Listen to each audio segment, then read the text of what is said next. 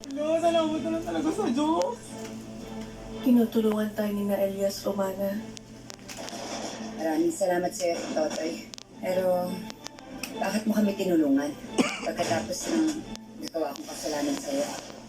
Sabi mo nga, di ba, inipit lang kayo ng sindikato. Ginamit nila ang anak mo. Romana, minsan na rin ako naging magulang. Kaya sigurado ako na ganyan din ang gagawin ko sakaling nasa lugar mo ko. Pag handa ka, pupuntahan natin si Elias. Bakit kailangan mo pa ako isama? Isasali mo lang si Elias dito sa Golden Scorpion. Kailangan nandun pa ako. Bakit ba? Dami ng tanong. Ano ba akala mo, Papa? Hindi ko naririnig ang usapan niyo ni Hugo. Pinag-iisipan niyo na siya ang maging tagapagmana mo. Susundin mo ako sa ayaw. At sa gusto ko. Bakit? Ano problema? Siksik. Nanay Alma! Bumalik na po ba yung babae? Oo, halika na. Nasaan po siya?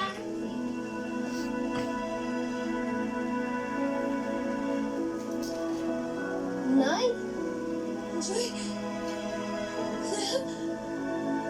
Nanay!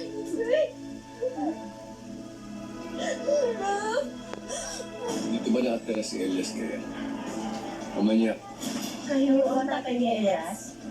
Ikaw nang bahala kay Elias. Ano mo lang kailangan?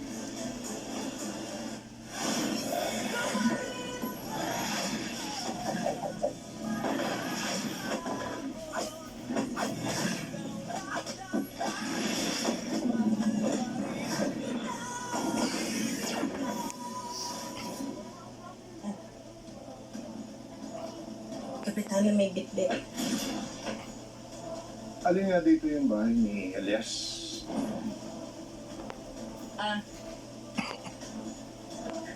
Doon ho. Gusto niyo bang samahan na namin kayo? Ituturo natin sa inyo. Sige. Medyo maglalakad lang ho tayo ng konti. Tapos magbabangka. Magbabangka. Saan? Diyan lang ho, diyan lang ho.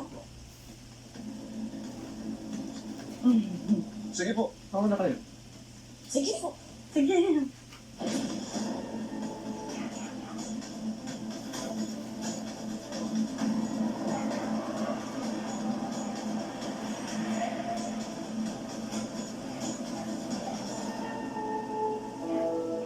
Alala ko sa'yo. Akala ko hindi na tayo magkikita.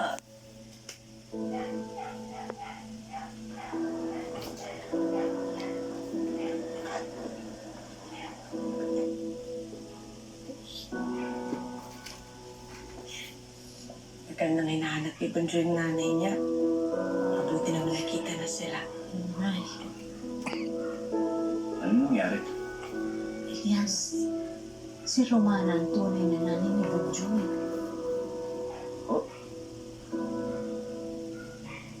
Kuya Elias, salamat po Tinupad niyo po yung pangako niyo sa akin. Hahanapin niyo po si nanay. Inuwi niyo pa po siya sa akin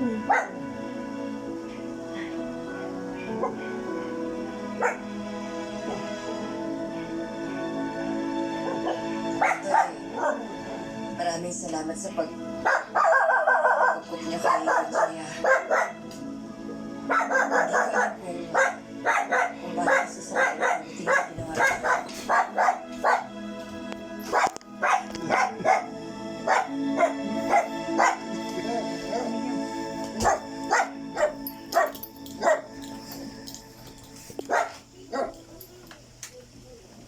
Pahingi po ako suka.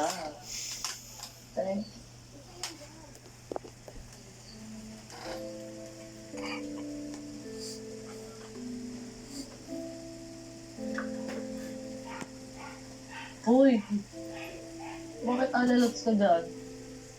Ha? Naku sanay na ganyan ka.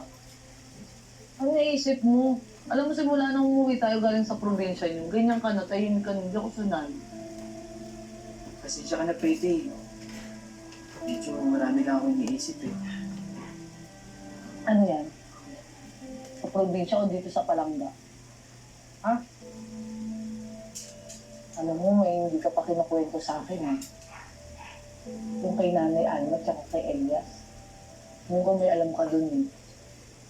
Ano? Pretty. So, Pretty ba ang... Ano problemahin yun? As long as okay naman sila, maayos na yun. Oh. Most important is between you and me. Yang ano naman, eh. Puro abiro. Ito naman isang to. Puro ka lang ganyan. Alam mo, kung kailan ako nagseseryoso, bibintangan mo ako nagbibiro ako. Seryoso. Bayad ka na ba dyan? Ako na nga. Hindi, huwag mo na problema. Ako na. Ako na nga. Ate, ako na pong babae. O di sige, babalik na ako sa parlor, ha? Bye-bye.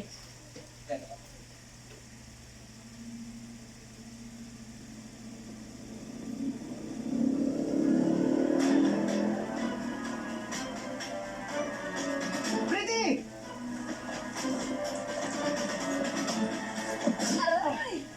Pretty, okay ka lang ba? Alam mo, ako lagi mo na lang nililigtas ang buhay ko. Paano na lang kung wala ako? Nay. Anong yun na?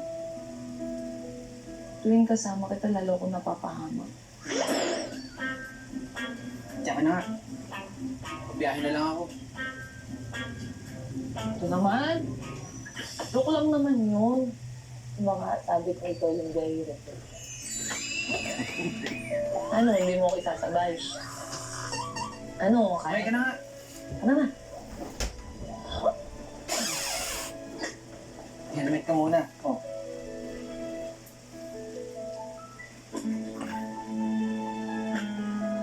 Dali na. Wait lang.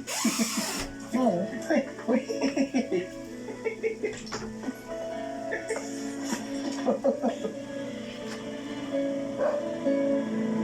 Magal mo naman. Magal mo naman, biyahiro. Ayun, magal mo. Wait ka na. Dito yung salon ko, ah. Saan ba? Ikot na eh.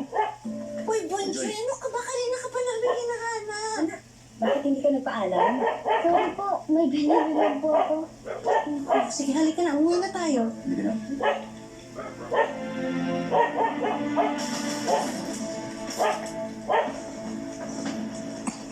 Ano ginagawa niyo rito?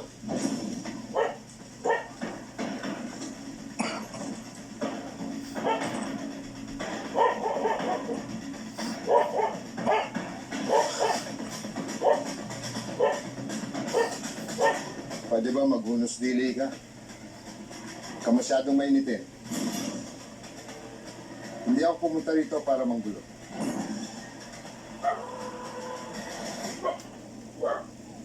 Pamana, Sabel. Magkakasama na rin pala kayo rito ngayon. Babayan yung mga baril nyo. Tago yan. Pamana, hindi ka dapat mag-alala. Hindi ikaw ang sadya ko.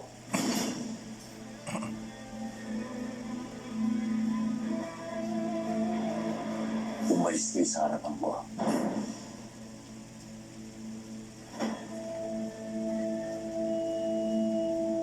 Tinutusan ako ni Senyor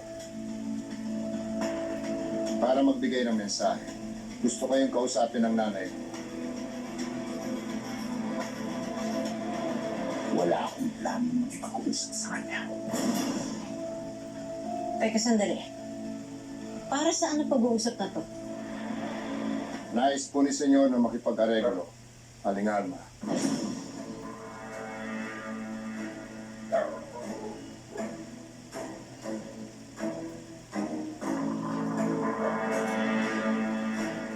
Hindi rito gusto makipag-usap ni Senyor. Masyadong marami. Matang nakatingin. Elias, maayos at makatao makipag-usap sa Senyor.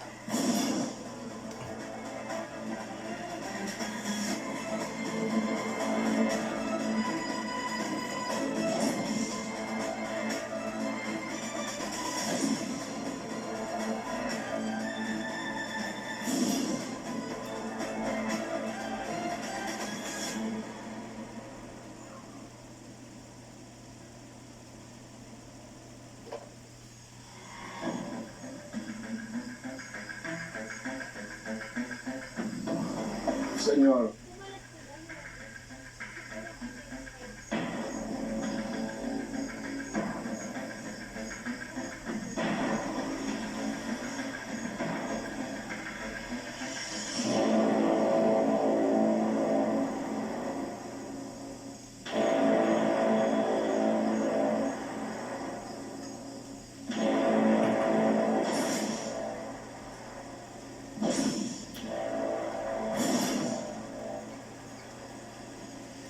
Salamat at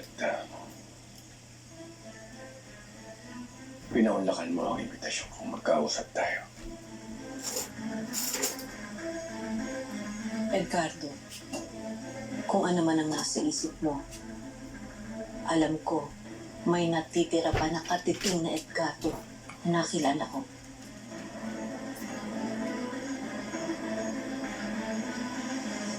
Ang kailangan mo sa akin. Alam kong nakilala mo ko bilang Carlos Caspi.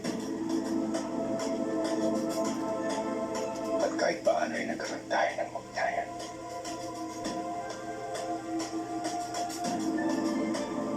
Gusto ko lang sana intindihin mo na pangalan lang ang pinagkain.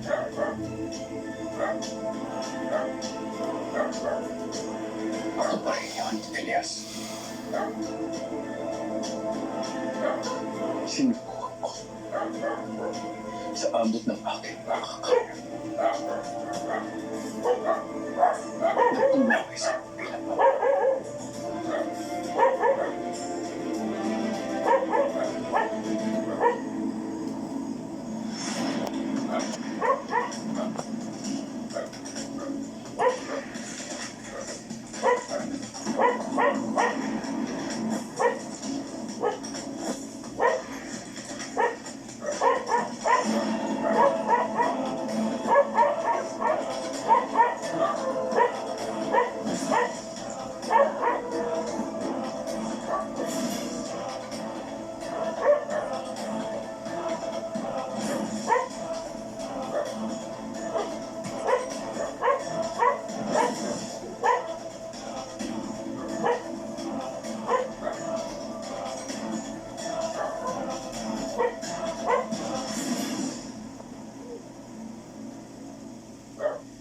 At ngayon nandito ka para ituloy ang pagbawi.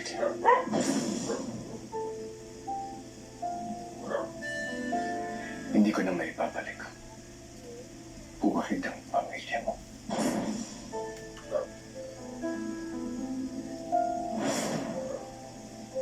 Pero maaari ko kayong bigyan ng magandang buhay, magandang kinabukasan ni Alma.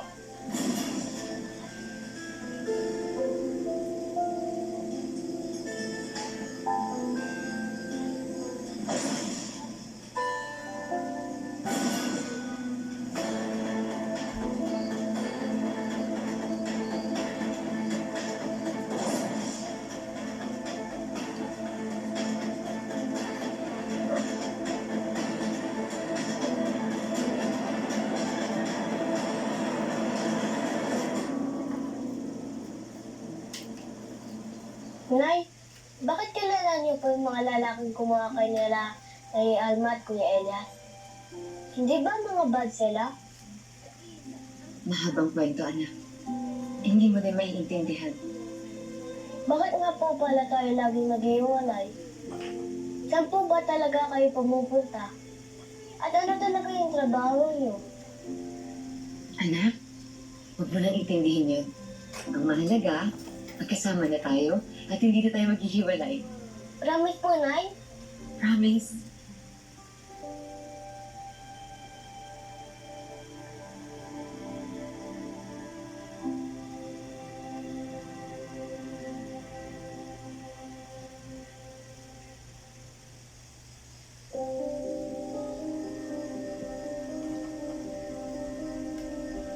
At lalong hindi litig sa kalamang ko ang paghihirap na sinabi niyo.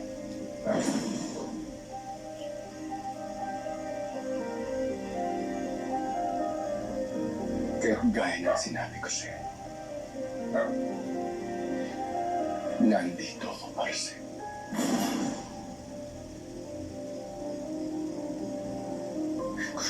bumawi sa'yo. Kaya't sabihin mo lang kung ano kailangan mo at ibibigay ko sa'yo.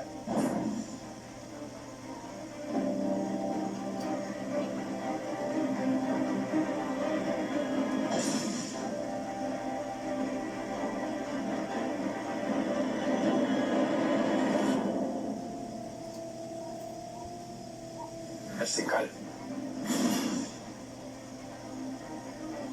Ipadadala ko siya sa Amerika bukas na bukas din hindi na kayo makakita mo. Ang hinihingi ko lang ay tapusin na ninyo ang away. Ano?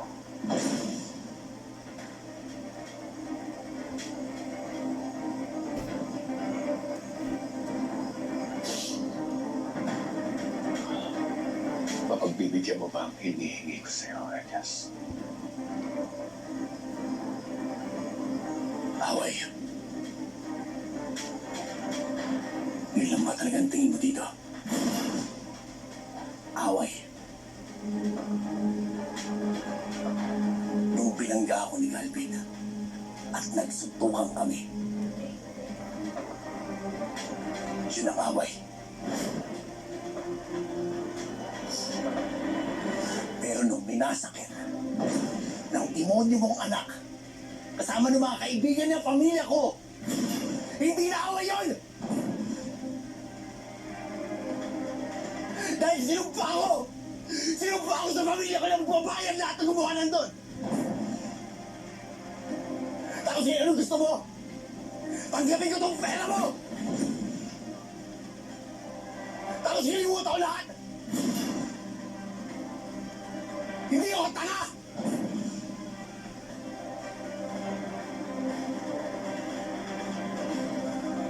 Ang gusto ko, magbayad yung demonyo mong anak sa krimen niya ginawa niya.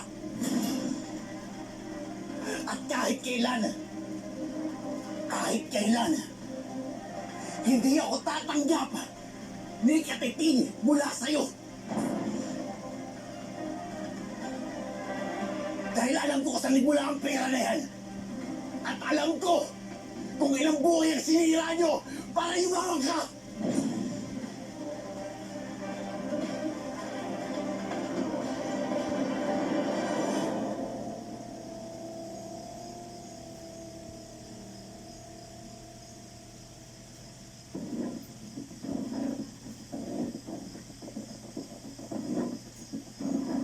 Anak ko rin si Calvin.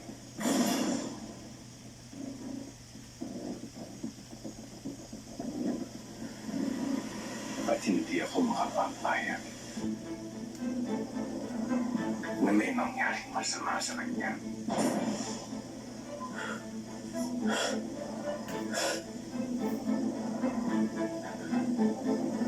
Hindi siya pwedeng makulong.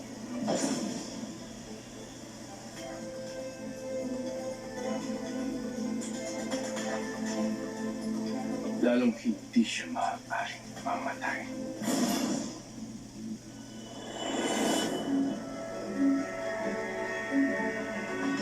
Magkapatid pa rin kayong dalawa.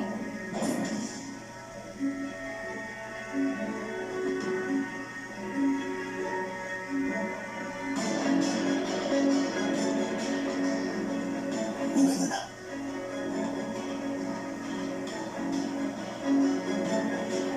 Wala na tayong pag-uusapan pa.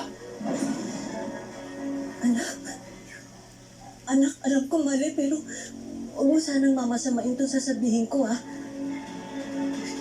Hindi ka pa ba napapagod?